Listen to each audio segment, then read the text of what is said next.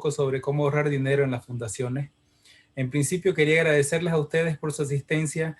Quería agradecer también a la Academia de Capacitación Estaoki y al Colegio de Ingenieros Civiles de Santa Cruz por haberme cursado esta invitación. Ojalá y la presentación sea de provecho para ustedes. Y sin más demora vamos a entrar en tema. ¿Cómo ahorrar dinero en las fundaciones? Una perspectiva muy personal del tema. Yo omití la segunda parte del título porque probablemente nadie hubiera asistido a mi presentación. Pero vamos a tratar de darle un toque personal junto con alguna evidencia científica sobre por qué nosotros debemos invertir un poquito más de dinero en los estudios geotécnicos y en realizar un buen diseño. La presentación está dividida en 7 partes. Va más o menos, he calculado que va a durar 1 hora y media. Al final de la presentación vamos a responder algunas preguntas que se hayan formulado por el chat y vamos a hacer una pausita, unos 5 minutos a mitad de la presentación. La primera parte es, voy a tratar de identificar la diferencia entre un estudio de suelos y un informe geotécnico. Después vamos a referirnos a la importancia de la investigación geotécnica, la importancia también de un buen diseño geotécnico. La parte 4 va a estar dedicada a por qué debemos incluir sótanos en nuestros diseños, el modelado de losas de fundación, interacción de suelo-estructura, la prueba de carga y la platea piloteada. Si es que tenemos algún problema en la transmisión, no se me está escuchando, no estoy compartiendo mi pantalla, les ruego por favor me lo manifiesten por el chat.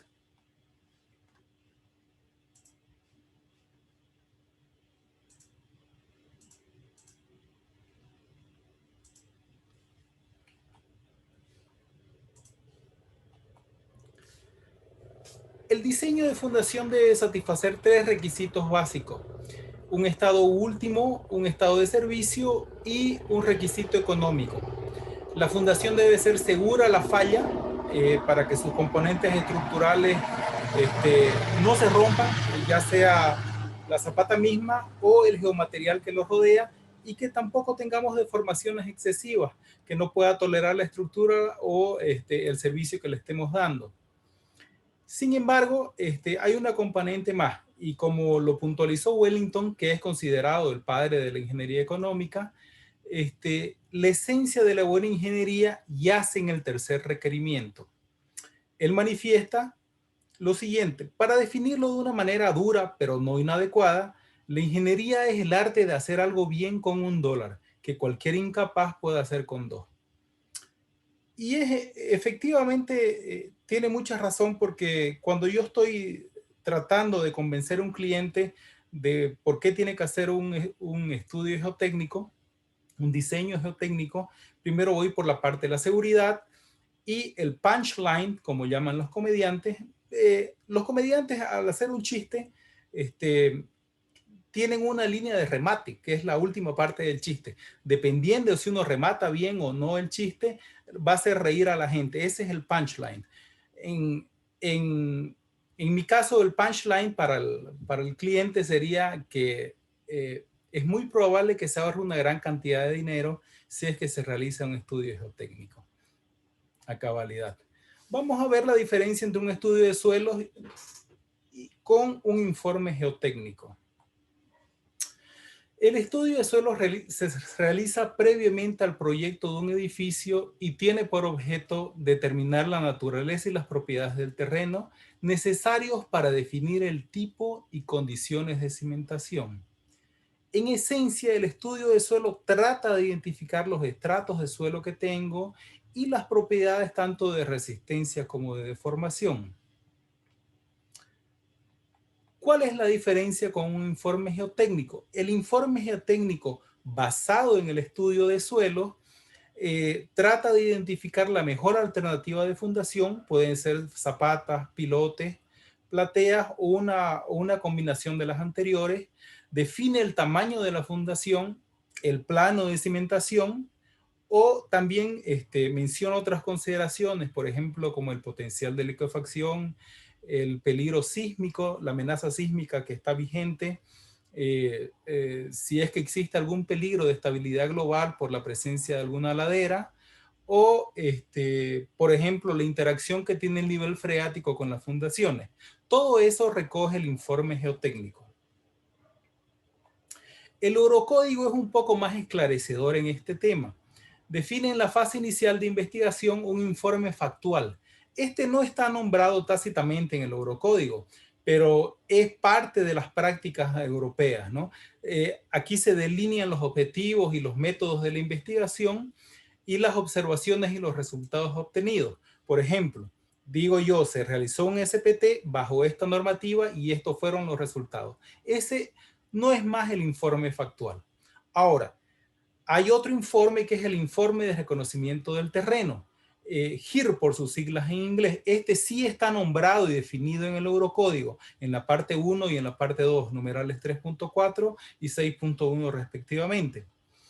Este informe usualmente brinda al diseñador una interpretación o juicio de las condiciones del terreno y una evaluación de los posibles riesgos. ¿Qué yo defino en este informe diferente del factual? Defino las propiedades de resistencia y deformación del suelo con base en el informe factual. Llámese ángulo de fricción, cohesión y los diferentes módulos, ¿no? Ahora, en la fase de diseño se puede generar un informe. Es el informe geotécnico del proyecto. Este también está explícitamente nombrado en el Eurocódigo en la parte 1, numeral 2.8. Este muestra cómo la información del terreno obtenida del informe del reconocimiento de terreno se usa para un diseño seguro y operativo de la fundación. O sea, tomo el informe de reconocimiento de terreno y con base en esos datos yo realizo el diseño de la fundación. Sin la investigación del suelo, el terreno es un peligro. Vamos a ver cuáles fueron las razones que motivaron a este grupo de investigadores ingleses para afirmar tal sentencia. En la figura ustedes ven una estratigrafía bastante caprichosa, donde en la parte superior, por ejemplo, podemos ver una capa vegetal delgada, le subyacen a involuciones de arena y grava. Vamos a tratar de poner el cursor para darnos un poquito más de claridad. Vienen unas estratificaciones bastante caprichosas de arena y grava. Por debajo tenemos arcilla limosa y así sucesivamente. Tenemos varios diferentes estadios de la roca hasta tener una roca más competente. Si ustedes observan estas líneas negras verticales, pueden ser unos sondeos. Ya las voy a remarcar aquí. Esta de aquí, esta de acá, esta de acá. Mi objetivo es demostrarle con esta lámina que el suelo es un material complejo. Y como material complejo tenemos que entender las limitaciones que tenemos para caracterizarlo. Una vez nosotros entendamos esta complejidad del suelo, nosotros vamos a tener un poco de más respeto hacia él y vamos a tratar de caracterizarlo con los mejores medios posibles. Si ustedes observan la estratigrafía que podemos obtener en estos diferentes sondeos, vamos a ver que tenemos sondeos totalmente diferentes. Por ejemplo, en esta parte tenemos una rotación de los planos de estratificación producto de una falla rotacional.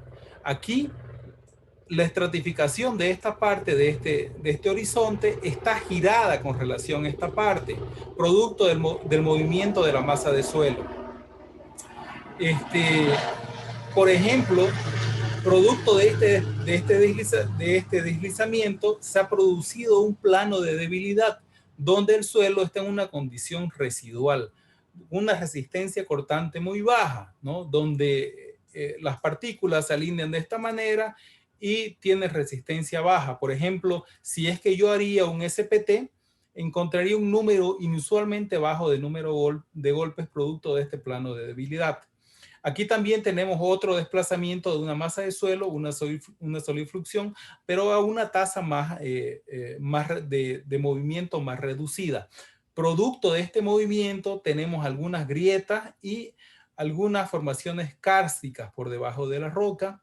Aquí también tenemos en este sector del arroyo una estratificación bastante errada, ¿no? Con un aluvión por encima de depósitos enterrados del valle, y también por debajo tenemos rocas grandes, o sea, bolones en una matriz de suelo, y si nosotros haríamos una recuperación de testigos, la verdad es que no tendríamos idea de cómo poder caracterizar de una manera correcta, realizar un modelo geotécnico adecuado.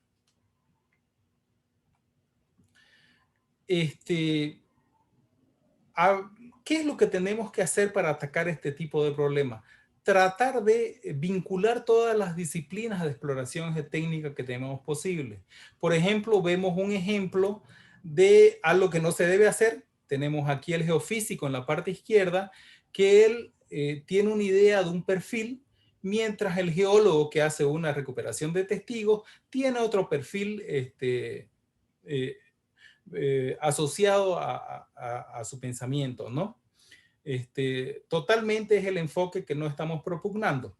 Desafortunadamente los suelos están hechos por la naturaleza y no por el hombre. Y los productos de la naturaleza son siempre complejos, como mencionaba Terzaghi. En esta imagen tenemos algunos de los ensayos in situ recogidos por Paul Main. Ustedes apreciarán que tenemos una vasta cantidad de arsenal para atacar el problema de la caracterización. Pero caprichosamente siempre nos decantamos por nuestro viejo y conocido SPT. Y paradójicamente es el que menos información nos da en cuanto a cantidad y calidad de datos, ¿no? Tenemos ensayos mucho más potentes, por ejemplo, como el CPTU, como el dilatómetro, incluso el SPTT con torque, con medición de torque es mejor que el SPT. Tenemos el presurímetro sísmico. A mí me gusta también mostrar la gráfica de Main de su artículo Main del 2006, donde pone incluye estos ensayos que también son de caracterización, que son ensayos geofísicos. Yo opino que una combinación de un ensayo geofísico con ensayos de estos convencionales como el CPT, SPT, presurímetro, es una herramienta poderosísima, poderosísima. Parafraseando una canción de un reggaetonero, es la combinación del dinero. Christopher Bell, ingeniero senior en Douglas Partners, que es una perforadora del Reino Unido, una pilotera del Reino Unido, menciona: a lo largo de mi carrera he visto muchos proyectos con diseños conservadores de fundaciones y he sentido el dolor de los clientes al ver su dinero desperdiciado. Esto ha podido ser evitado encarando investigaciones apropiadas acompañadas de recomendaciones de geotecnistas calificados. Básicamente, aquí están las conclusiones de toda mi presentación. Un buen estudio de suelo y un buen geotecnista que les haga un buen diseño. Vamos a ver la importancia de la investigación geotécnica. Tyrell en 1983 examinó 12 proyectos carreteros que tuvieron sobreprecio con relación a los costos iniciales. Él confeccionó esta gráfica donde en el eje de las abscisas vemos el incremento con relación al precio original. Por ejemplo, esto es un 60% del precio original. Si por ejemplo era 1000, esto es 1600 y así sucesivamente. 100 y 200%. De estos 12 proyectos, evaluó todas las causales que ocasionaron estos sobreprecios. Y entre las causas que él pudo notar, vio que la interpretación geotécnica, la interpretación de la investigación geotécnica, o sea, el trabajo del geotecnista, ocasionó pérdidas entre 100 y el 180%. Y por otro lado, la planificación de la investigación geotécnica, o sea, cómo yo planteé mi campaña, si fue reducida, detallada, pobre, también fue uno de los mayores factores ocasionando pérdidas entre el 100 y casi el 150% del costo inicial. Pero alguien dirá, estos datos son datos antiguos, son datos del Reino Unido, son de carreteras, ¿qué tienen que ver estos con otros proyectos, con otro tipo de proyectos, ¿no? Y otro tipo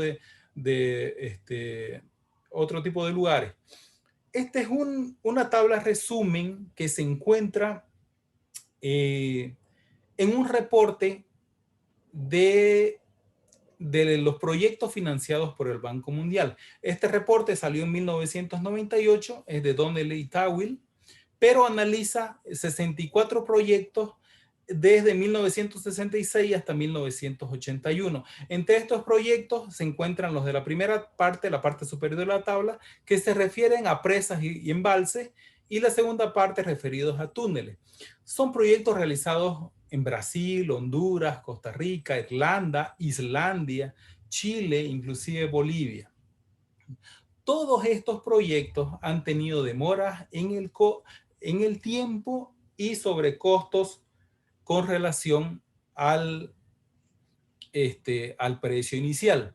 Por ejemplo, un promedio de los atrasos de las presas dice que el 26%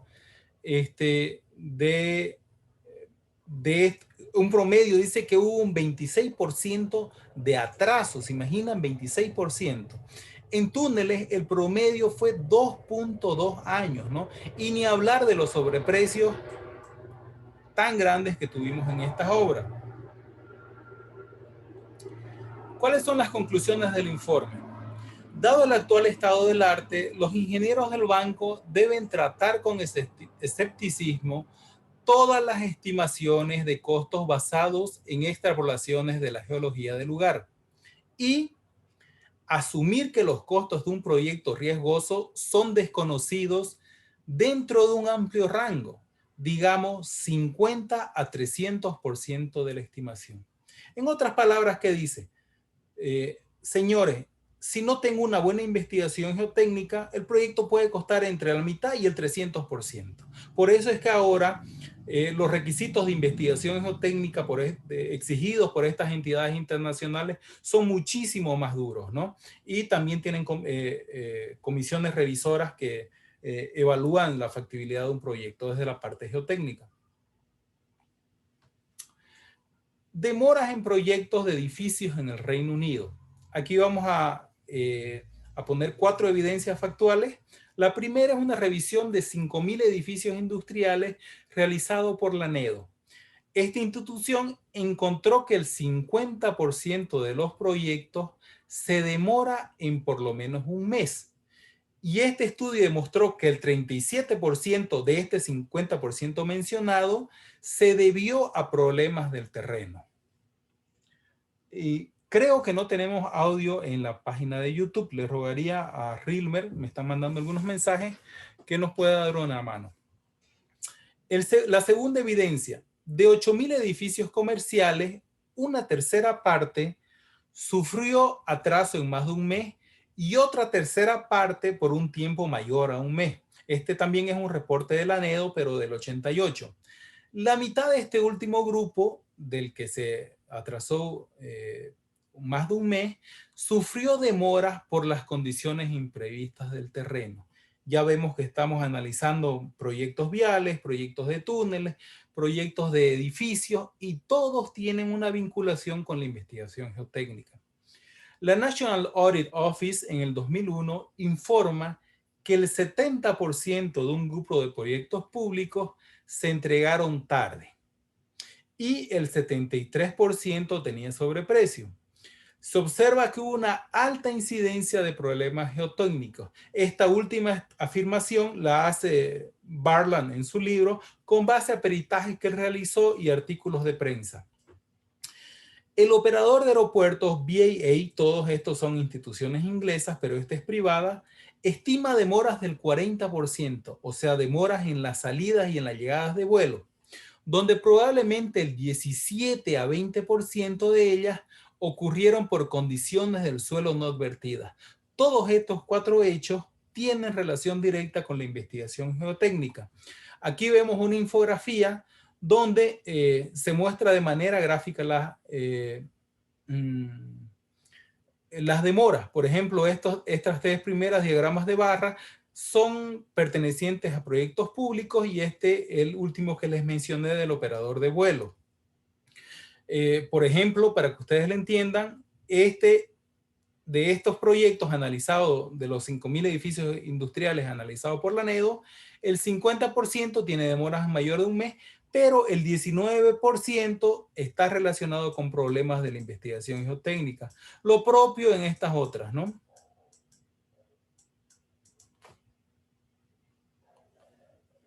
El investigador Amadi Alolote, en su artículo La anatomía de los factores de riesgo en los proyectos de infraestructura vial, menciona lo siguiente. En el 2014, la DTR es como una especie de ministerio en Inglaterra, revisó 7 grandes proyectos viales, de los cuales 5 de ellos se retrasaron de 1 a 5 años y incrementaron un total de 700 millones de dólares. Yo he hecho la conversión a millones de dólares porque en el artículo original el precio está mencionado en libras esterlinas. 700 millones de dólares en los 7 casos estudiados. En este trabajo se citaron varias razones para estos problemas, pero es claro que el tema de la falta de inversión en investigaciones geotécnicas es la mayor de las causas. El profesor Chapman, que es coautor con John Barland de uno de mis libros favoritos de mecánica de suelos, redactó este artículo en el 2008, donde él estudia retrasos en los tiempos de entrega de edificios de gran altura en el Reino Unido. Encontró que la mitad de los casos que estudió se atrasaron en por lo menos un mes. Un mes para nosotros, que somos latinoamericanos, tal vez no sea mucho, ¿no? Pero para los ingleses que tienen la puntualidad como norma de vida, es un escándalo. De estos proyectos, el 40% de las causas se relacionaba a la investigación geotécnica. El autor encontró que el ahorro al reducir el costo de la investigación geotécnica probablemente es la mayor causa de pérdidas financieras para el cliente. Lo voy a leer de nuevo. El autor encontró que el ahorro al reducir el costo de la investigación geotécnica probablemente es la mayor causa de pérdidas financieras para el cliente, en una magnitud de más de 10 veces del ahorro esperado. O sea, quiere decir que si el cliente se ahorró $10,000 en la investigación geotécnica, pagó $100,000 en corregir esos errores. Saltándonos al otro lado del charco, esta es una investigación del Departamento de Transporte de Indiana en asociación con la Universidad de Purdue. De 300 proyectos analizados, 84 tenían órdenes de cambio geotécnicas que incrementaron el costo de los proyectos en un promedio de 10% del costo total. La mayoría de las razones estaban relacionadas con el suelo, al encontrar condiciones muy pobres de rasante, o sea, materiales no competentes, y no pudieran encontrar los materiales para hacer el control de la erosión, o sea, el riprap o el suelo que iban a meter en los geotextiles, ¿no? Las principales recomendaciones para minimizar estos efectos y citadas en el informe fueron perforar sondeos adicionales, reconocer las condiciones del suelo de una manera adecuada y preparar una lista que incorpore los problemas más frecuentes. Pero ¿cuánto se gasta en una investigación geotécnica? Rowe, en 1972, con base a varios análisis de proyectos en el Reino Unido, nos propone estos porcentajes. Por ejemplo, en edificios, él me dice que en el Reino Unido se pueden gastar de 0.1 a 0.2% del costo total del proyecto. Y esto significa un 0.50 a 2% del costo de la fundación. Por ejemplo, en carreteras, que es donde se gasta más, Rowe me dice que los costos que se gastan en investigación geotécnica oscilan entre un 0.2 y 1.6 del costo total de la obra y un 1.6 a 5.7 del costo del movimiento de tierra. Paul et al. Poli y sus colaboradores en el 2002, también realiza análisis de otros casos, pero más modernos, igual en el Reino Unido, y él saca porcentajes similares a los obtenidos por Rowe.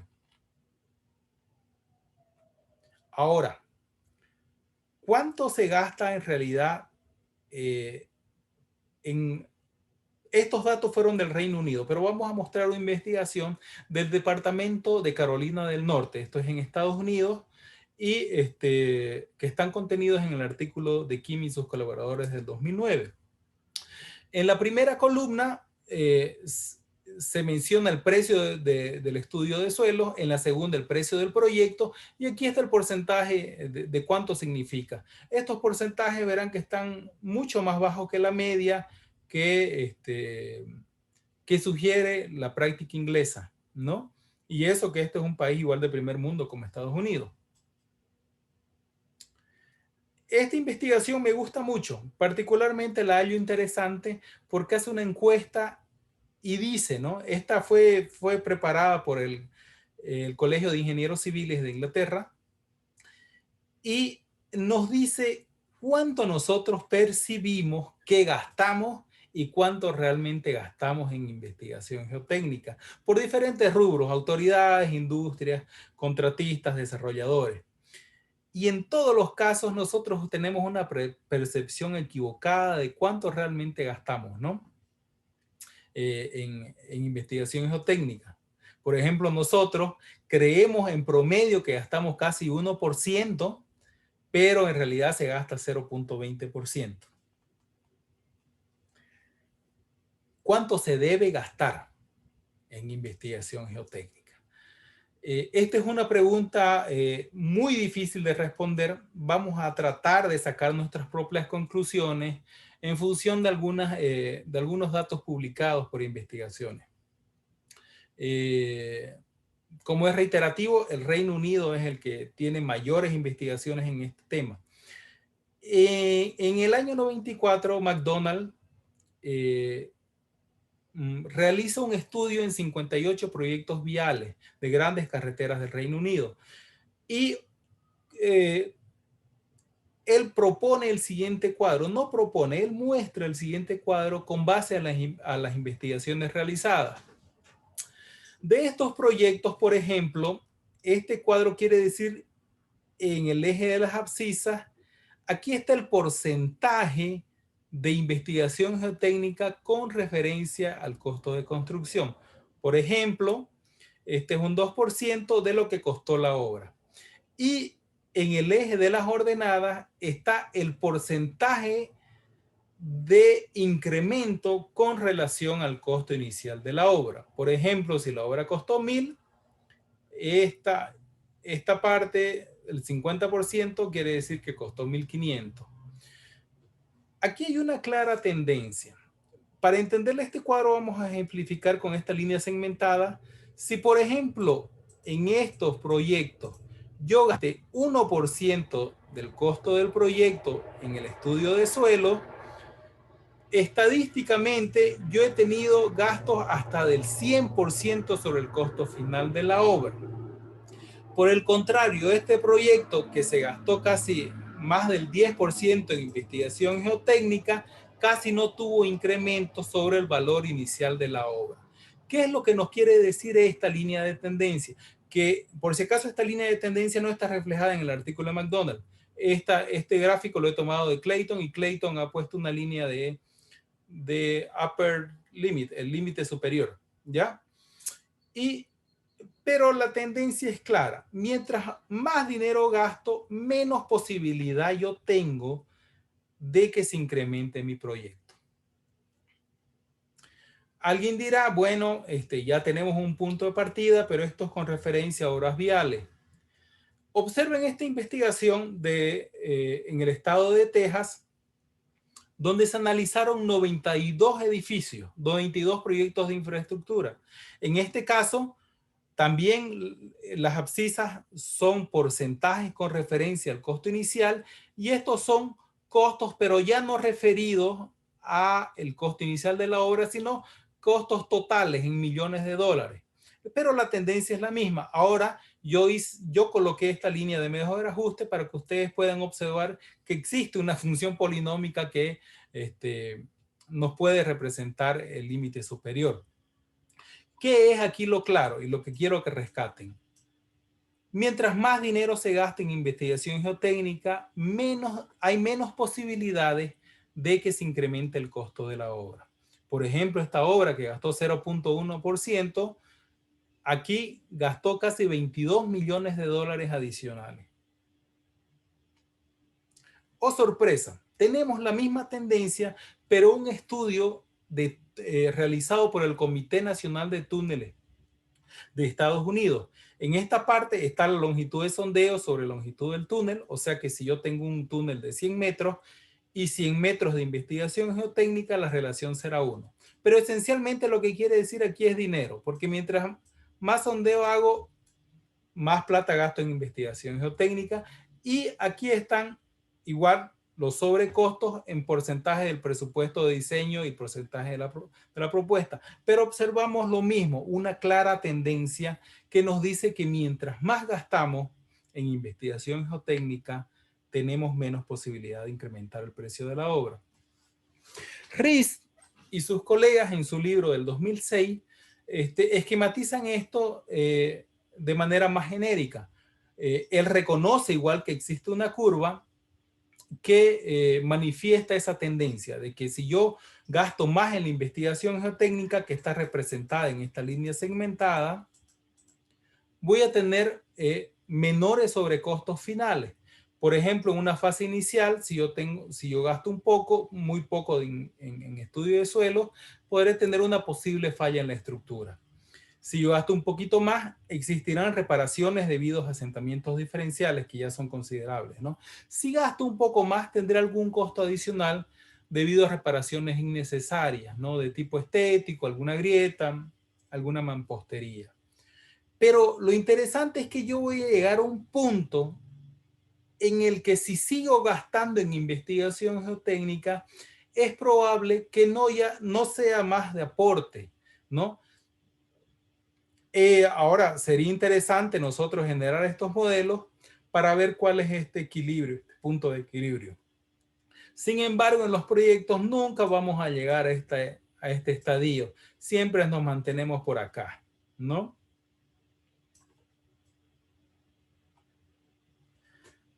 ¿Cuánto se debe gastar en investigación geotécnica? Producto de este estudio, el Comité de Túneles, en el estudio del 84, ellos recomiendan que un porcentaje de investigación geotécnica adecuado podría ser en promedio un 3% para túneles. Esta guía neozelandesa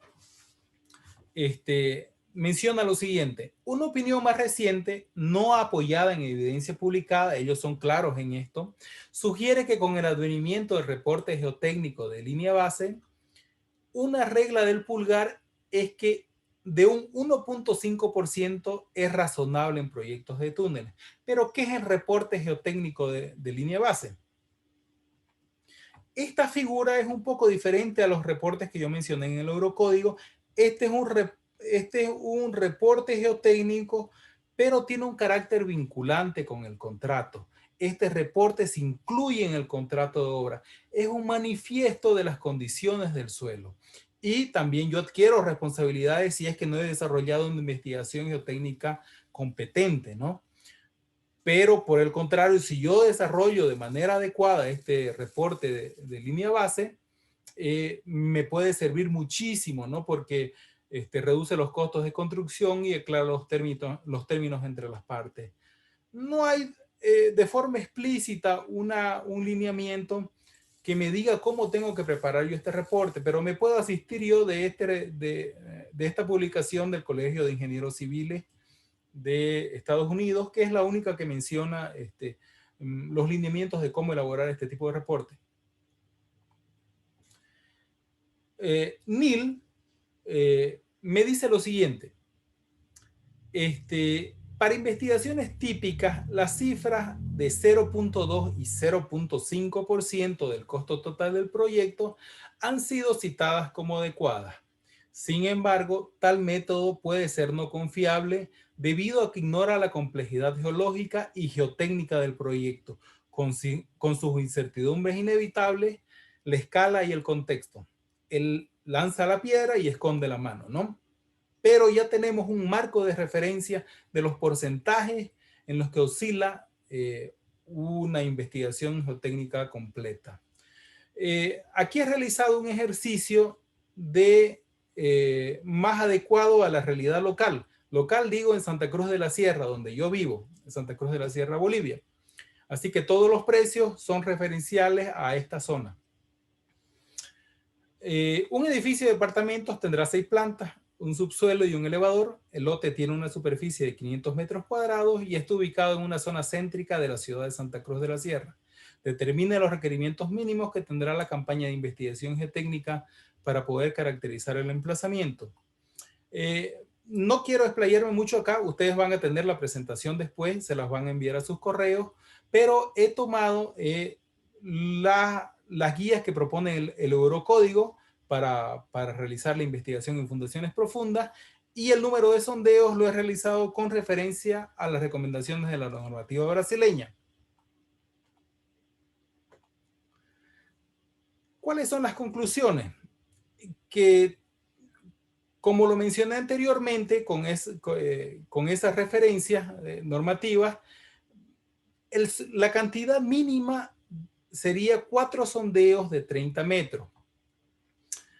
El precio del estudio de suelo total, calculando $35 el metro, que es barato, más o menos saldría $4.200. El precio aproximado de la construcción, multiplicando el área construida por el precio unitario de lo que costaría una edificación de estas condiciones en mi ciudad, y un precio de venta si los condominios, el edificio está ubicado en una zona céntrica, nos daría los siguientes resultados. La construcción costaría $1.260.000 y el precio de venta sería $3.150.000. Pero ¿qué pasa si, por ejemplo, el desarrollador del edificio es un jeque árabe y me dice: bueno, Rodrigo, vos tenés carta blanca para hacer los ensayos que te dé la gana, pero con tal que me diseñes una fundación segura y optimizada económicamente? Bueno, yo me enloquezco y digo: voy a hacer ensayos CPTU. Quiero 120 metros lineales por 4 sondeos de 30 metros. Quiero un ensayo geofísico, particularmente ondas superficiales. Quiero 3 perfiles. Quiero un estudio con dilatómetro porque quiero tener una idea correcta de los módulos. Y para mí, el mejor estudio geotécnico que le puede hacer un pilote es una prueba de carga. Voy a proponer 2 pruebas de carga estáticas y 2 pruebas de carga dinámica. Voy a gastar $22.000, casi $23.000. Dudoso que alguna vez alguien me financie esta investigación, pero con esa investigación yo voy a ser feliz. Los 4.200 de esta es una cantidad ínfima en comparación con el costo total de la obra de construcción. Es aproximadamente el 0.33%. Ahora, estos $22.900 representan el 1.8 del costo total de construcción y el 0.7 del costo de venta. Es evidente que yo nunca voy a estar en esta situación, y en esta situación yo voy a estar con una gran incertidumbre. Pero ¿cuál sería, por ejemplo, un punto medio? Un 1%. Ahora, yo trataré de estirar el presupuesto para llegar a esta parte, ¿no? Este es el análisis tipo que se tiene que hacer que se tiene que encarar cuando nosotros estamos cuando estamos planeando una campaña geotécnica. ¿Cuáles son las consecuencias de una mala investigación geotécnica? Pueden ir desde las indeseables que se arreglan con plata hasta las catastróficas, que esas no tienen precio, ¿no? Porque ¿cuánto cuesta una vida humana? Esas tienen consecuencias morales mucho más pesadas. Veamos en esta infografía, por ejemplo, cuáles serían las consecuencias de una buena investigación geotécnica, de una investigación detallada. Se lleva a cabo una investigación completa en el lugar de obra para entender mejor las condiciones del subsuelo e identificar los peligros potenciales. Yo realizo varios sondeos y veo que tengo un relleno no controlado malísimo, compresible y, y trataré de evitarlo proyectando pilotes. Basados en los datos recolectados, se diseñan las fundaciones a medida para mitigar los riesgos de los peligros identificados y se suministra una solución optimizada con viabilidad a largo plazo. En la fase 3 comienza la construcción. Como conclusión, tengo soluciones eficientes, optimizadas, adecuadas para las necesidades específicas de la obra. En contraparte, ¿qué pasa si yo tengo una investigación pobre? Por ejemplo, realizaré estudios que no son representativos y voy a omitir esta parte del relleno que tengo. Como yo, por los sondeos escasos que realicé, tengo una mala investigación, una mala opinión del terreno y creo que todo es un material competente, así que digo, bueno, voy a hacer zapatitas. Basados en los datos obtenidos, se realiza un diseño de las fundaciones.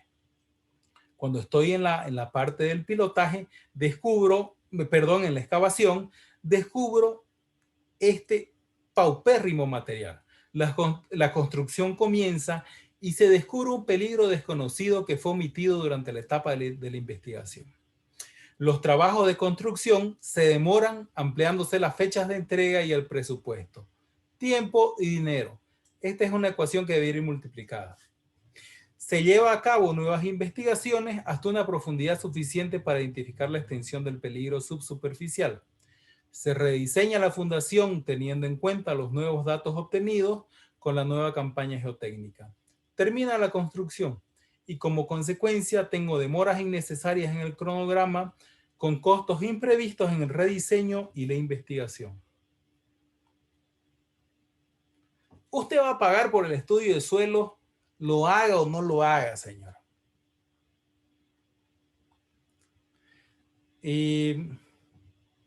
Estamos a la mitad de la presentación. Vamos a dar una pequeña pausa, unos 5 minutos para que tomemos agüita, estiremos las piernas, veamos el teléfono y en 5 minutos volvemos con la segunda parte. ¿Ya?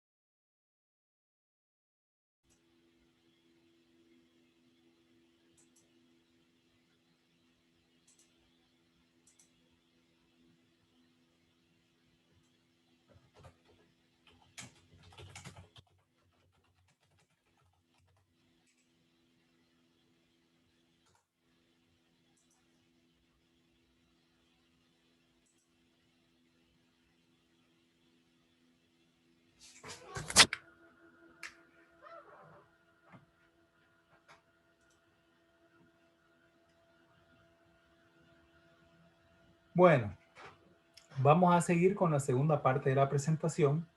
Ya hablamos ahora de la importancia de la investigación geotécnica. Ahora vamos a hablar de la importancia del estudio, del informe de diseño geotécnico. La normativa brasileña dice lo siguiente: la evaluación técnica de un proyecto es esencial y obligatoria en los casos citados en el numeral 9.1 y debe ser conducida antes de la construcción, de preferencia simultáneamente con la fase de proyecto. Y estas son recomendaciones de obligatoriedad no de Europa ni de Estados Unidos, son de aquí al ladito nomás, de Brasil. ¿Cuáles son las condiciones del numeral 9.1? Estructuras en las cuales la carga variable es significativa en relación con la carga total, como por ejemplo silos, estructuras con más de 55 metros de altura, estructuras muy esbeltas con relación altura-largo superior a 4 y fundaciones o estructuras no convencionales. La evaluación técnica del proyecto, o sea, el informe geotécnico, debe ser realizado por un profesional habilitado e independiente en relación al proyectista de fundación. Al proyectista de fundación se refiere al calculista y un profesional habilitado se refiere a un geotecnista colegiado, porque en Brasil la calidad de geotecnista habilitado para ejercer la da la Asociación Brasilera de Geotecnia, ¿no? Este profesional debe emitir una opinión de la evaluación técnica del proyecto que forma parte integrante del proyecto. O sea, cuando usted presenta su proyecto para aprobación, si tiene esas condiciones mencionadas, usted tiene que mostrar el informe de evaluación técnica. El autor de esta opinión responde solidariamente con el proyectista por los aspectos técnicos del proyecto. Si su edificio tiene una patología o un colapso en la parte estructural y de fundaciones, el calculista y usted asumen la culpa. ¿Qué tiene que tener una fundación? Una fundación debe ser capaz de transmitir al terreno todas las cargas, cumpliendo requisitos de seguridad y de servicio, los requisitos de seguridad y servicio que las normas nos demanden. Un buen diseño de fundaciones debe hacerse estas preguntas. ¿Qué tipo de cimentación es la más apropiada para la estructura? ¿Qué forma y dimensiones deben darse a la cimentación? Y una pregunta bastante importante que a menudo es omitida es cómo llevar a cabo la cimentación en el menor tiempo posible. ¿Cuáles son los criterios generales para escoger una fundación? Es interesante proceder a un estudio de alternativas y hacer una elección con base en el menor costo y el menor plazo de ejecución. Esto tiene que tener, es mandatorio que tenga un buen diseño geotécnico. Por ejemplo, yo le tengo que decir al cliente, señor, usted puede edificar con fundaciones superficiales, pero tiene un nivel freático muy elevado. Por tanto, va a tener que realizar un agotamiento, va a gastar plata y va a gastar más tiempo. Pero también tiene la opción del pilotaje. El pilotaje es un poquito más caro, pero es muchísimo más rápido y no va a tener todas esas complicaciones. Y ya el proyectista, en conjunto con el cliente, deberán ser los que tomen la decisión con base en estas opiniones y juicios que tiene que tener el informe. Otra parte importante de un buen diseño de fundaciones es poder nosotros explotar al máximo todas las potencialidades y las diversas opciones de fundación que tengamos. De esa manera vamos a hacer un sistema de fundación óptimo económico, ¿no? Por ejemplo, aquí vemos unos sistemas de fundación mixto. Los calculistas no se animan mucho a hacer esto, ¿no? Porque uno tiene que compatibilizar las deformaciones, tiene que hacer que todas se deformen más o menos en el mismo rango, ¿ya? Y ellos no pueden hacerlo, lo hace un geotecnista. Por ejemplo, aquí tenemos una losa de fundación parcial, aquí tenemos una losa de fundación, pero no necesitamos hormigón en el centro, esto es más como un entramado. Tenemos también diferentes tipos de fundación en los linderos con vinculaciones hacia otros elementos, hacia otras zapatas en el centro de la edificación. Tenemos, por ejemplo, vigas de equilibrio, que son vigas que toman momento y que en cierta medida nos pueden ayudar a mitigar los asentamientos. Aquí tenemos otro tipo de vinculación, que es una viga, una zapata asociada, probablemente porque se traslapan en planta estos elementos. Aquí la asociación tiene una mayor dimensión en esta parte, probablemente para soportar una demanda mayor. Aquí también unas vigas de entramado, que estas usualmente se confunden con vigas de fundación. No son vigas de fundación, ni son vigas de equilibrio, son vigas de atado, ¿ya? ¿Qué función tienen las vigas de atado? Supónganse que tienen una sillita. ¡Ay! La silla tiene un elemento de riostre, que es este, ¿ya? Eso hacen las vigas de atado. Ellas arriostran la fundación para que no se me abra. De hecho, yo las calculo con un 10% del axial nomás, ¿no? También tenemos en la parte derecha otro tipo de fundaciones mixtas, plateas piloteadas, y tenemos estas soluciones que se usan en Brasil. Este es el T-pile, pilote tipo T, y esta es la estapata. La estapata tiene su denominación de la palabra estaca, que es pilote, y zapata, ¿no? En esta se combina, por ejemplo, nosotros tenemos una carga y esta zapata no es suficiente, tiene deformaciones muy grandes y se le pone un pilote pequeño para mitigar esas deformaciones. Aquí el pilote empieza a trabajar después de una deformación, por decirle 2 centímetros, y en esta parte el trabajo es solidario una vez aplica la carga, ¿no? ¿Qué fundación debo utilizar? Este es un análisis que no es menor, no es trivial. Tamés propone, para tener una aproximación, este cuadro basado en las propiedades del suelo. Por ejemplo, si tengo suelos con resistencia muy baja y compresibilidad muy alta, tendré que utilizar pilotes. Los mexicanos le dicen pilas a los pilotes que tienen más de 60 centímetros.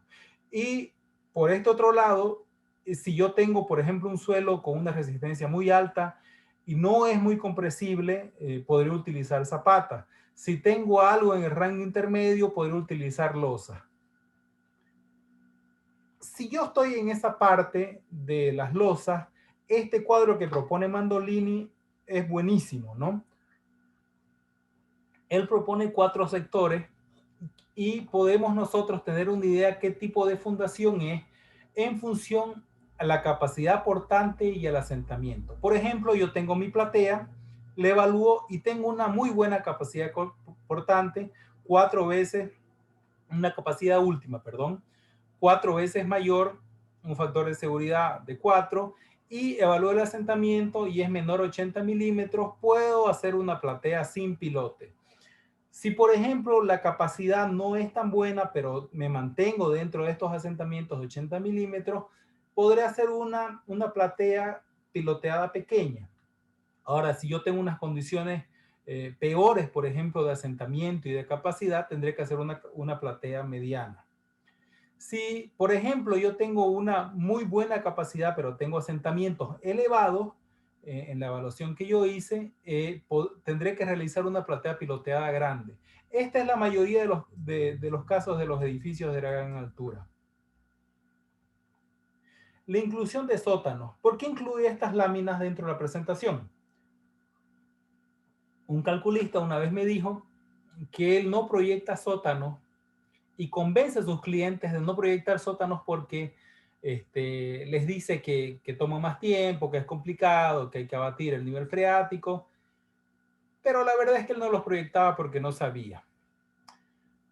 Voy a mostrar alguna evidencia que incluir sótanos en el diseño es beneficioso tanto para la seguridad como para la economía. Este investigador, Mikami, estudió los efectos destructivos en edificaciones posteriores al terremoto de Yokinambu del 95. Él utilizó la cuantificación de Hayashi como criterio de los daños y sacó el siguiente cuadro. Lo que quiero que observen es que, por ejemplo, en la parte izquierda están la parte con menor daño y la parte derecha indica, perdón, la parte izquierda indica el mayor daño y la parte derecha el menor daño. Por ejemplo, las construcciones menores a 1971 tuvieron muchísimo más daño. Las construcciones del 72 al 81 tuvieron menores daños y también las construcciones mucho más modernas de arriba del año 82 tuvieron mucho menor daño. Pero lo que yo quiero que observen es esta parte. Las edificaciones que no tenían sótano sufrieron mucho más daño que, por ejemplo, las edificaciones que tenían un nivel de sótano. Y las edificaciones que tenían 2 niveles de sótano o más prácticamente sufrieron muy poco daño. Las conclusiones dicen lo siguiente. Los resultados indican que el efecto del empotramiento tiene una influencia notable en reducir el daño en los edificios cuando existe este empotramiento suficiente. ¿Cuánto es ese empotramiento? 2 o más niveles de sótano. Es clarito, ¿no? Si por ejemplo yo tengo un poste y está anclado en el terreno así y tengo una fuerza lateral, tendré mucho mayores deformaciones que un poste que esté empotrado de una mayor profundidad. Por ejemplo, la normativa china exige que si su edificio tiene más de 20 pisos, ya usted tiene que incluir un nivel de sótano. Y así va incrementando, por ejemplo, un edificio de 50 pisos, como mínimo tiene que tener 4 niveles de sótano, por unas cuestiones de seguridad. En este análisis se analiza un edificio sin sótano y un edificio con 5 niveles de sótano. Aquí vemos los diagramas de momento en las columnas y en las vigas. Por ejemplo, en esta columna, en la condición sin sótano, tengo 2352 y aquí tengo un menor momento, 2088. No sé qué unidades, creo que son toneladas, no estoy muy seguro. ¿Ya? Pero lo importante es que cuando yo tengo sótano, se redistribuyen los esfuerzos y se reducen las demandas que tengo en la superestructura. Lo propio con los flectores en las vigas. Poulos y sus colegas analizaron un modelo numérico de un edificio que estaba fundado con una platea piloteada. Analizaron el caso solo con una losa de fundación y analizaron el caso con una losa de fundación piloteada, obviamente, pero con la presencia de muros de sótano. Encontraron diferencias de 10 centímetros en la deformación final, en la condición con muros y sin muros. O sea, sin muros se deformó 10 centímetros más. 10 centímetros es una enormidad en deformación lateral, ¿ya? O sea que nosotros estamos perdiendo dinero si es que nos consideramos los sótanos. El modelado de las losas de fundación. Básicamente nosotros tenemos 2 formas de modelar, mediante resortes, las losas, y mediante métodos de medio continuo. En resortes tenemos el típico Winkler, que los calculistas conocen bien, y tenemos variaciones de los resortes, métodos acoplados, donde los resortes tienen esta forma para representar deformaciones unitarias, el pseudoacoplado, que es con rigideces variables en los bordes, el método secante, y en el método del medio continuo, que se puede modelar con elementos finitos o con diferencias finitas.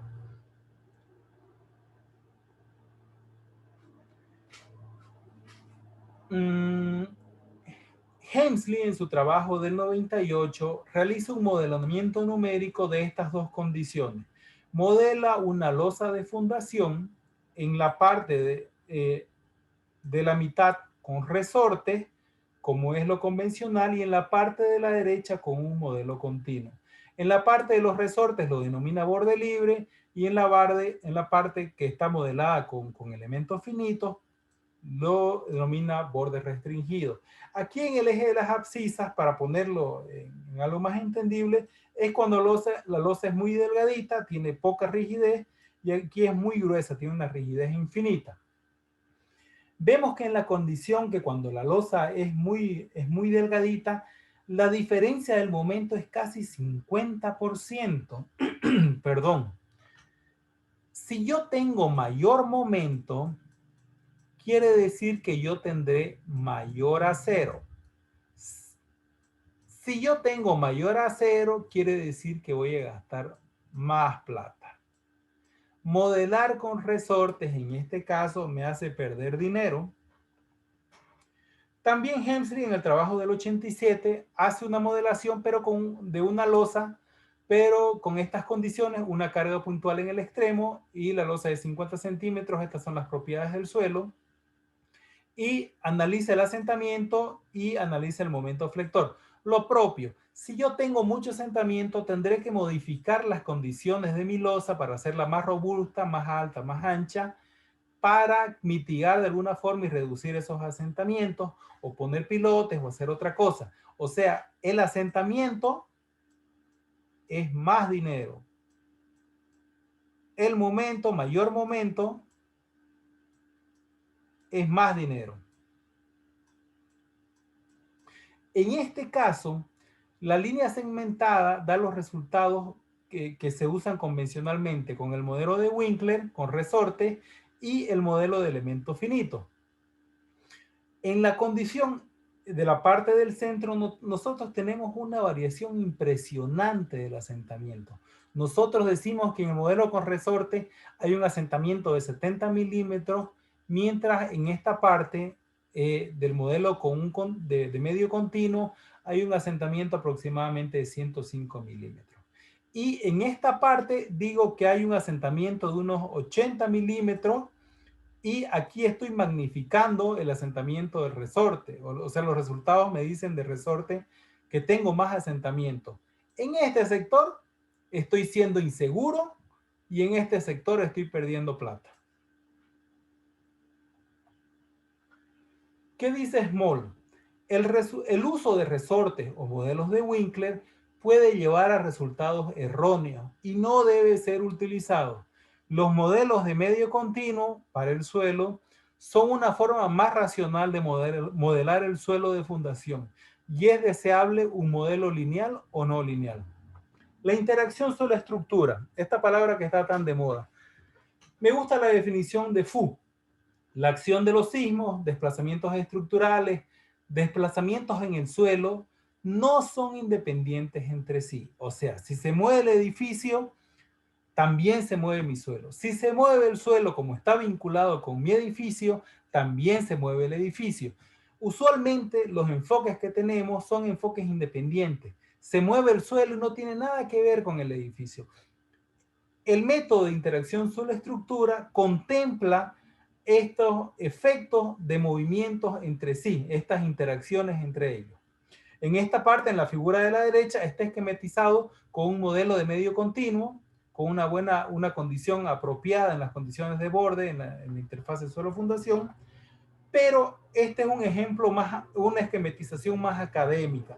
Lo que usualmente se hace es realizar un modelo, si tengo una condición sísmica, de resorte amortiguador, spring dashboard, ¿ya? Donde estos valores del resorte y del amortiguador vienen dados por funciones de impedancia, no son valores fijos. Estas funciones de impedancia dependen del periodo de la edificación, de las condiciones del subsuelo, algunas condiciones geométricas del edificio, etc. ¿Ya? En los códigos están las funciones de impedancia más utilizadas. ¿Qué es lo que yo quiero rescatar? Así se hace el diseño convencional, como si el suelo estuviera empotrado en una roca. Observen que la deformación lateral tiene este valor, pero yo cuando tomo la condición real de mi edificio, modelándola con un modelo continuo, con resorte, yo veo que esta flexibilización del comportamiento me implica mayores deformaciones laterales, que los estructurales llaman derivas. Por ejemplo, un efecto de que yo modele con interacción suelo-estructura es que reduzco la fuerza cortante en la base, una fuerza cortante que se llama cortante basal, que es una sumatoria de esfuerzos laterales aplicado en la base. Y si yo tengo un cortante basal más bajo, voy a tener que armar menor la columna, la hago más delgadita y gasto menos plata. Mayor cortante, más dinero. Menor cortante, menos dinero. O sea que si yo hago interacción sobre la estructura, el periodo de la estructura se me alarga y disminuyo el cortante basal. Aquí estoy ganando plata. Ahora, si yo estoy haciendo este diseño y no estoy contemplando las deformaciones reales, aquí voy en contra de la seguridad. No hacer interacción sobre la estructura va en contra de la seguridad y en contra de la economía. En este ejemplo de interacción sobre la estructura, Guzmán analiza una estructura de 15 pisos y estas son zapatas continuas. La condición predecida de manera convencional sin interacción sobre la estructura son estos puntitos negros. ¿Ya? Estos son los asentamientos y la predecida con interacción sobre la estructura son estas X. Observemos que hay diferencias hasta casi de unos 50 milímetros en las predicciones. Y estas bolitas con blanco son los asentamientos monitoreados, medidos. Vemos que los asentamientos monitoreados se parecen mucho más a los de la interacción sobre la estructura. La interacción sobre la estructura me está dando menores deformaciones y voy a obtener mayores réditos económicos. Va a ser más económica mi fundación. Este ejemplo es de un tinglado en Brasil. Me lo pasó muy cortésmente mi amigo Lucas Veloso. Aquí se analiza un pórtico de este tinglado y se analiza la situación sin interacción sobre la estructura, como si esto estuviera empotrado, y vemos estos diagramas de momento.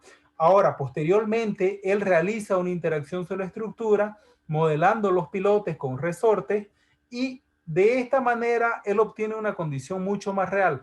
Observen que los momentos son menores en todos los casos cuando se aplica la interacción sobre la estructura.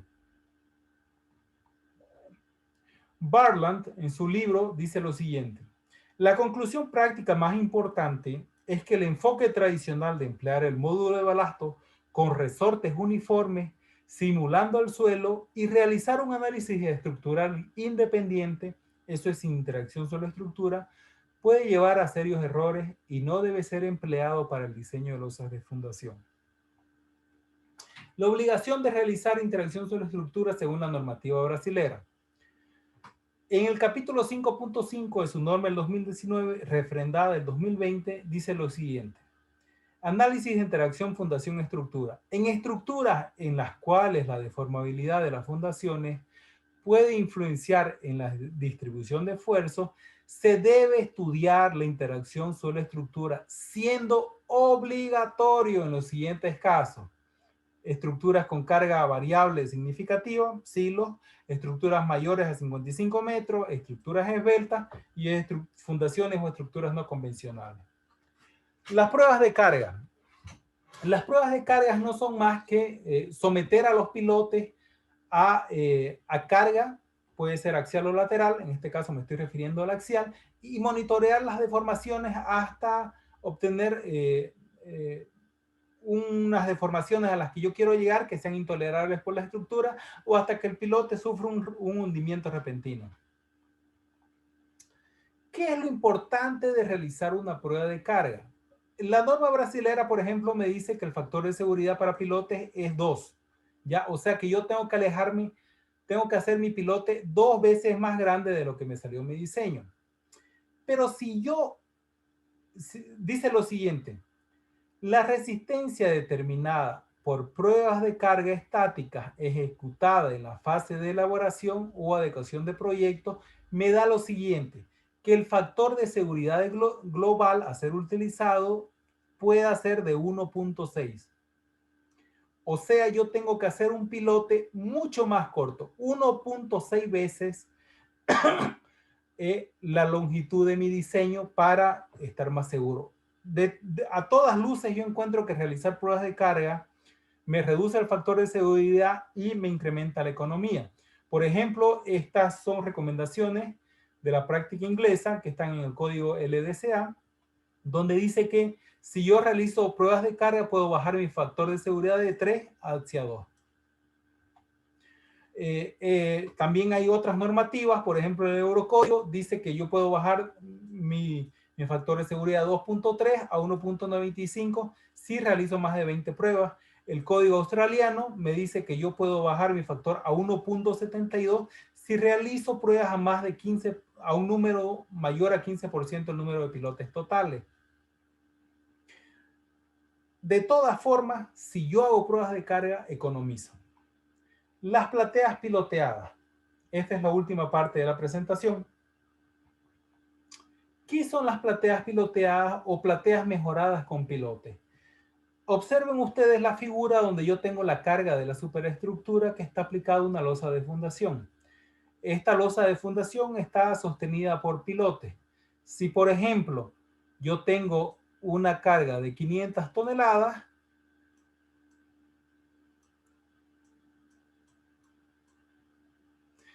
yo tendría que tener mínimamente pilotes que me aguanten 100 toneladas. Aquí están sus componentes resistivos en el fuste. Pero ¿qué pasa aquí en el contacto, en la interfase del suelo con la platea?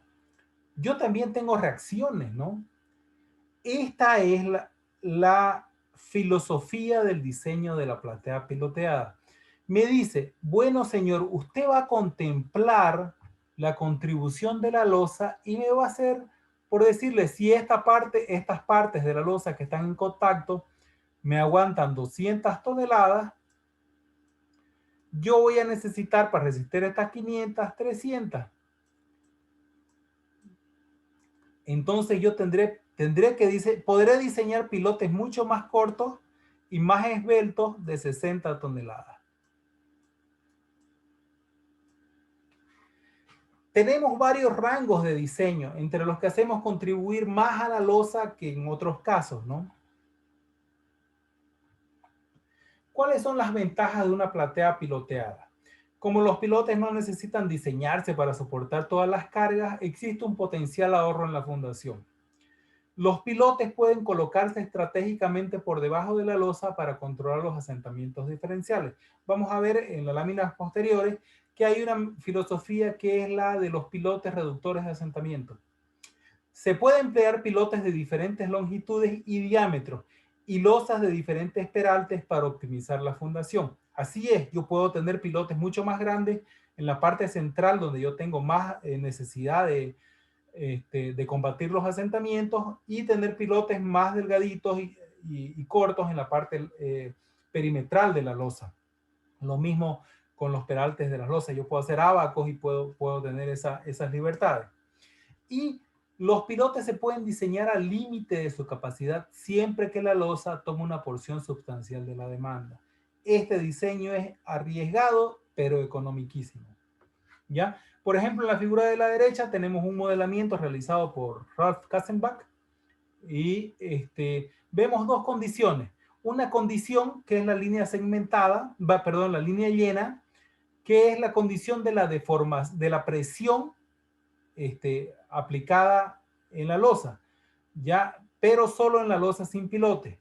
Esta es para una deformación de 10% del diámetro y esta de 1% del diámetro. O sea, tenemos diferentes presiones para diferentes deformaciones. ¿Qué es lo interesante? Que yo empiezo a reducir la presión. Al reducir la presión, menos demandas, menos tamaños, menos fierro, más plata. Empiezo a reducir las presiones de contacto cuando yo tengo el pilote. Si movilizo más desplazamiento, las presiones se me disminuyen aún más. El pilote empieza a trabajar más tomando presiones y yo tengo una distribución mucho más baja de las presiones cuando trabajo con un pilote. Esta es la filosofía de diseño de plateas piloteadas con pilotes reductores de asentamiento. Imagínense que yo tengo el caso de una losa de fundación solita donde yo tengo deformaciones muy grandes, ¿ya? Pero deformaciones diferenciales, o sea, de este punto a este punto, que son las que me causan daño. ¿Qué es lo que yo puedo hacer? Con el enfoque de la platea pilotada, yo digo, voy a colocar una serie de pilotitos estratégicamente colocados para apuntalar esta deformación y un poquito mitigar este asentamiento. Eso es el diseño con pilotes reductores de asentamiento. Por ejemplo, este es el enfoque que se tomó en la Torre Isozaki en Milán, donde se tiene esta torre de 52 pisos. Se tenía esta condición de la línea de trazo y punto, que era la losa solita, pero tenía una deformación diferencial muy grande, ¿ya? ¿Qué es lo que hizo? Se colocaron estos pilotes y se redujo la deformación en un 52%. Ya tengo yo una deformación con respecto al nivel cero, a la superficie grande, pero mi deformación diferencial, que es la que me va a tener los efectos más adversos, está disminuida. Lo propio con el diagrama de momento. Aquí tenemos algunos casos históricos de plateas piloteadas que son mencionados en la conferencia del profesor Rolf Katzenbach. Él dio una conferencia el año pasado para el Ministerio de Economía de la República de Latvia, que son en 3 partes, está en YouTube. Aquí está en la parte inferior los enlaces para que puedan verlas en YouTube. Y cita estos casos históricos. Por ejemplo, el edificio Meseterum, había una propuesta inicial de 316 pilotes, con una platea piloteada se redujeron a 64 pilotes, hubo un ahorro del 80% con relación al costo inicial, 4.5 millones de dólares, y 2.500 toneladas de CO2, porque ese factor es importante, el factor ambiental en Europa. El edificio Skyper en Frankfurt, también en su ciudad, de tener 320 pilotes de solución inicial, se redujo con una platea piloteada a 46 pilotes. Hubo un ahorro de 4.8 millones, o sea, el 83% con referencia al precio inicial del pilotaje. El edificio Townsturm, de 227 pilotes, se redujeron a 46 pilotes. Hubo un ahorro de 3.4 millones que representa el 83% del costo inicial. El edificio del Banco Central de Europa, de 490 pilotes, se redujo a 97 pilotes.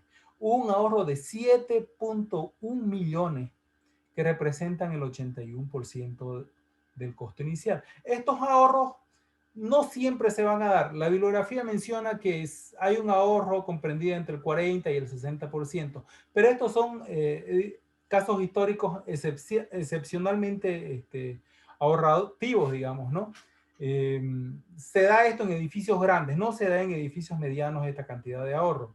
Por ejemplo, hay este caso histórico de un artículo de Santis y Russo del 2008, donde analizan 4 silos de una batería de silos, los silos 11, 12, 13, 14 y 15 del gráfico, y la solución inicial con pilotes CFA de 60 milímetros comprendía 128 pilotes. Ellos empleando la metodología de la platea piloteada, redujeron la cantidad de pilotes a 52 pilotes. Es un ahorro del más del 50%.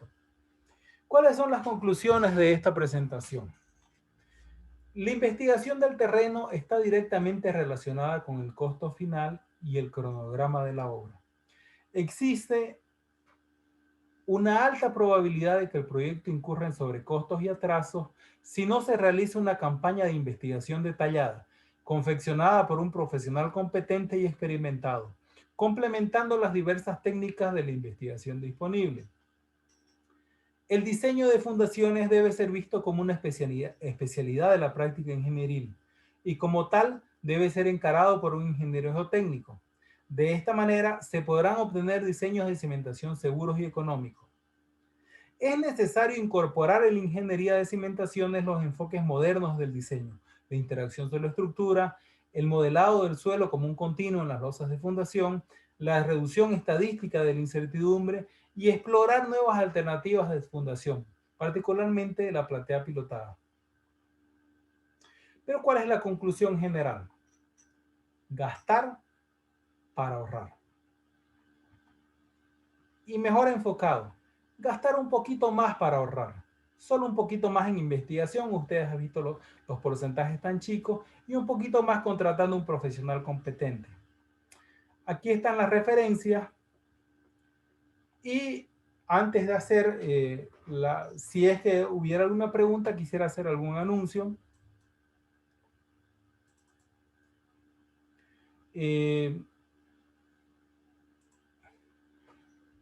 Si es que alguien necesita algún servicio de consultoría, nosotros podemos asistirle en su proyecto. Podemos asistirle en fundaciones profundas, superficiales, elementos de contención, estabilidad de taludes y en las diferentes fases del proyecto, tanto en el diseño, en la supervisión y el monitoreo. Si es que de repente tiene necesidad que quiere optimizar el diseño de fundaciones, nosotros le podemos dar una mano. También podemos encarar la campaña de investigación geotécnica e inclusive tenemos contactos con las empresas que realizan pilotaje, ¿no? Aquí están nuestros números de contacto. Y el segundo anuncio es que quisiera informarles del curso de diseño de pilotes que vamos a estar realizando. Este curso ya lo realizamos el año pasado con muy buena asistencia, creo que tuvimos 80 inscritos, pero solo nos dedicamos al problema de la capacidad axial del pilote, la deformación del grupo de pilotes, pero todo bajo carga axial.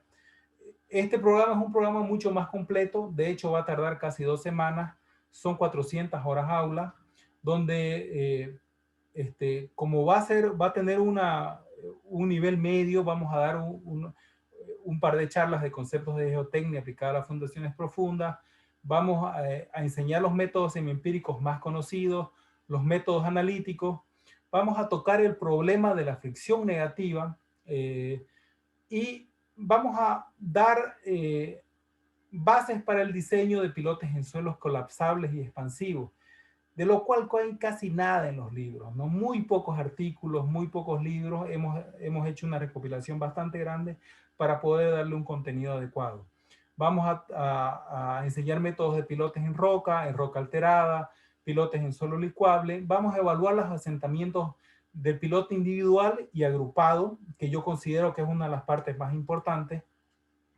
Vamos a dedicar un par de días a el esfuerzo lateral en pilotes, con énfasis en métodos del medio continuo y curvas P&Y.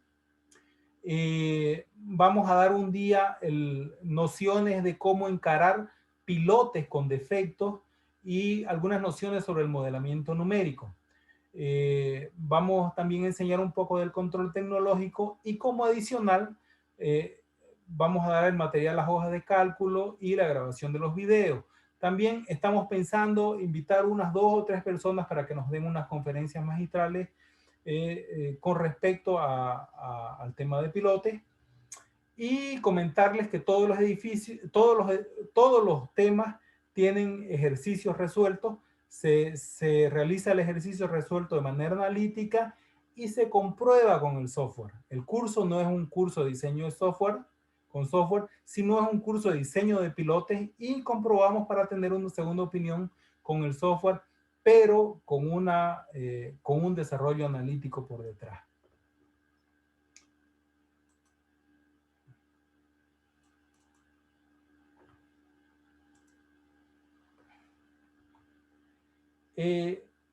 Los que quieran preinscribirse al curso, aquí tienen el enlace que pueden acceder por un clic o también pueden escanear el código QR.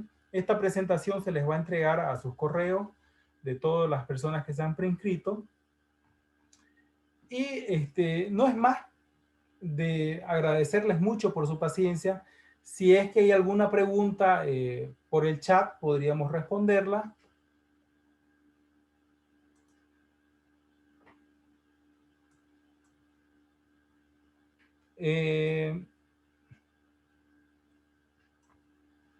El ingeniero Johnny Alfredo pregunta, una pregunta, ¿cuáles son los métodos prácticos en obra para mejorar la calidad del suelo en fundaciones superficiales de baja capacidad miscible? Existen varios métodos, ¿no? Pero dar de forma particular una recomendación no es muy adecuado porque podríamos decir que habría que evaluar la magnitud del suelo que no es competente. Si es pequeño se podría hacer algún reemplazo. Si es muy grande el suelo, se podría o sea, el suelo que tiene buenas condiciones, se podría hacer algún mejoramiento o inclusive se podría ver si los costos no son compatibles, mm, son muy elevados, tratar de ver otras opciones de fundación como fundaciones asociadas o losas de fundación parciales. Nos dice cuál es el corto del curso y cuándo comienza, eso lo vamos a definir, le vamos a mandar los detalles a los preinscritos. Este video se podrá descargar, sí, está a la dirección de la página de YouTube y yo estoy grabando también la presentación, así que es probable que subamos esta presentación porque tiene mejor calidad. En el curso, ¿se hará algún ejemplo real de alguna obra de aquí de Santa Cruz? Sí, se va a hacer, particularmente el ejemplo de pilotes con defectos, se va a hacer en una obra real. Bueno, todos los ejemplos son con suelos reales y casos reales. El ingeniero Víctor Martínez Rodríguez me pregunta lo siguiente. Según el estudio de suelos SPT, la capacidad es 1.48. ¿Cuándo se debe fundar la zapata? Es una pregunta un poco ambigua y compleja de responder.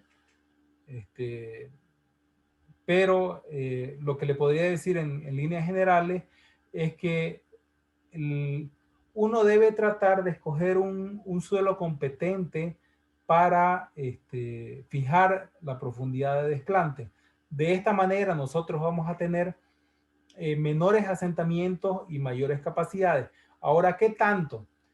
Económicamente es viable excavar hasta 2 metros, 1,80. No voy a ir excavando hasta una profundidad de 3,5 metros porque entibar y realizar las operaciones anexas para estabilizar la excavación me encarecería la obra. O sea que se necesita nomás de evaluar las condiciones de borde del problema para poder emitir una solución más adecuada.